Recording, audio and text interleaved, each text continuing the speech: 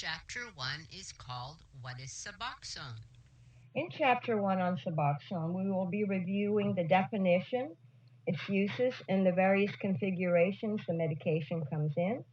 We will be looking at the reasons why a lot of consumers take this medication to help them with their de-addiction treatment and how their responsibilities at schoolwork or home and or relationships have improved because of this medication.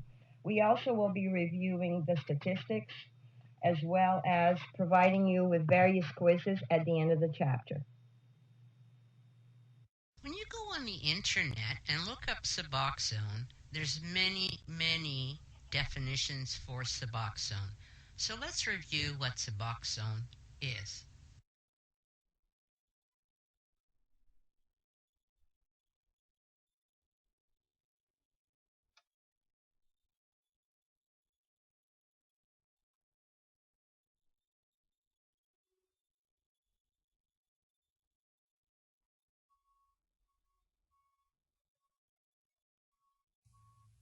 Communication between two neurons begins when an electrical impulse called an action potential travels along the axon of a presynaptic neuron toward the axon terminal.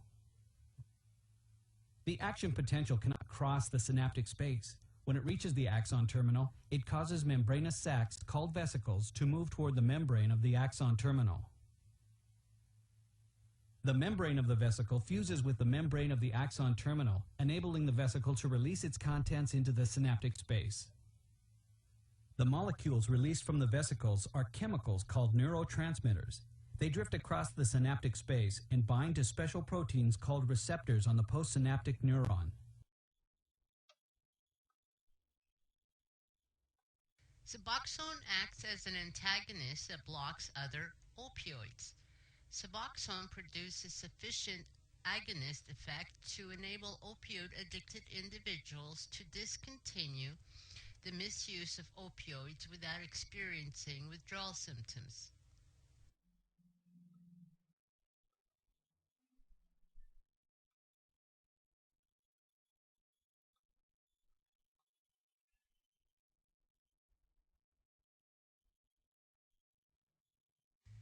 As a medication-assisted treatment, Suboxone suppresses withdrawal symptoms and cravings for opioids. It does not cause euphoria in the opioid-dependent patient, and it blocks the effects of the other problem opioids for at least 24 hours.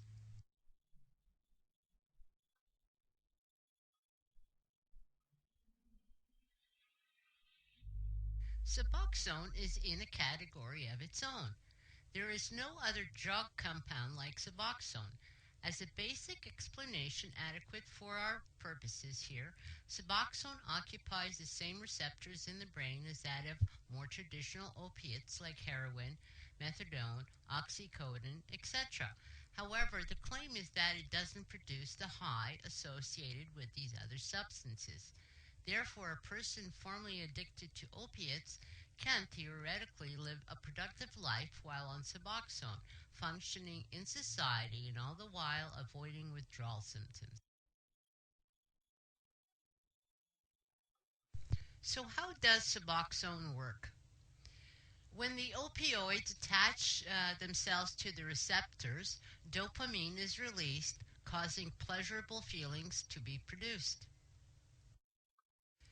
As the opioids leave the receptors, pleasurable feelings fade and withdrawal symptoms and possibly cravings begin. These opioids continue leaving the receptors until a person is in a mild to moderate state of withdrawal. At this point, Suboxone therapy can begin. The primary active ingredient in Suboxone, buprenorphine, attaches to the empty opioid receptors, suppressing withdrawal symptoms and reducing cravings. Suboxone firmly attaches to the receptors and blocks other opioids from attaching. With adequate maintenance doses, Suboxone fills most receptors. The Suboxone has a long duration of action, so it doesn't wear off quickly.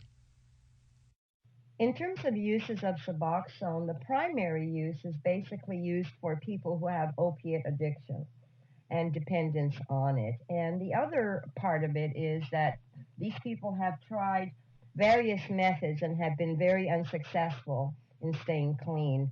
And they get very upset because what happens is it disrupts their relationship, their work, their school, and they just cannot seem to stabilize without the efforts of this medication.